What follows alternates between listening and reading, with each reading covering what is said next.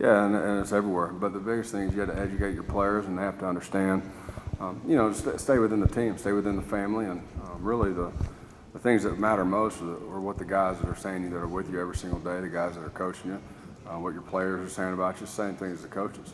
We could go every single day. Someone's going to say something negative or positive about you, and either which way, sometimes when you get all the positive feedback, your head gets a little big, and so maybe you don't have such as good of practices, and so either which way, whether you're fighting off all the positive reactions to where you're getting a little bit too high, your head's getting a little bit too big, or the negative ones where you're getting down. You just got to stay within even keel, stay within what you believe in, what your system is, and stay within your family. And really what matters most is what your teammates and your coaches think and say about you.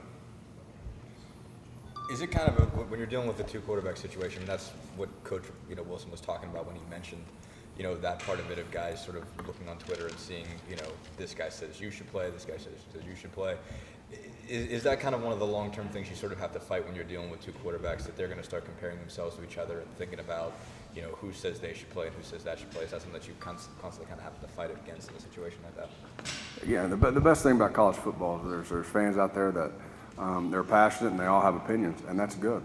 That's what makes football fans. They get out there and they see what they see. But again, all that really matters again is what's within the family. What do your teammates think about you?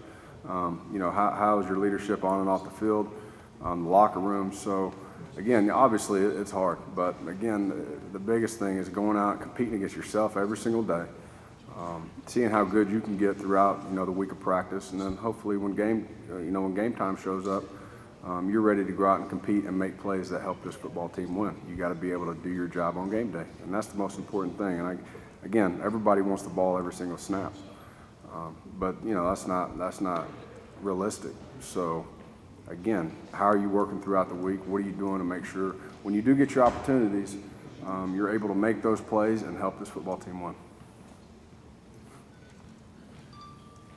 Has it gotten a little bit harder just as the season's gone on to sort of guess right between Nate and Trey, who's gonna have a good day, who's gonna fit best against that defense? Has it gotten, because it seems like obviously the last 2 weeks you changed quarterbacks, it seemed like the second guy that came in had a better day. Has it been tougher to tell who's gonna be on that day? It's not really tough to tell. I mean, obviously you hope they're both on. And again, there can be a lot of second guessing, a lot of looking back. I'm really not one of those guys who does a lot of that. When I'm in the flow of the game, I'm not really thinking about a sense to where, what if we did this the play before? What do we? I'm always trying to look forward. What are we going to do next that helps us give us the best chance to win? And so you can always look back and second guess some decisions. But at the end of the day, I trust both those guys, and I've said it all along. I trust both those guys.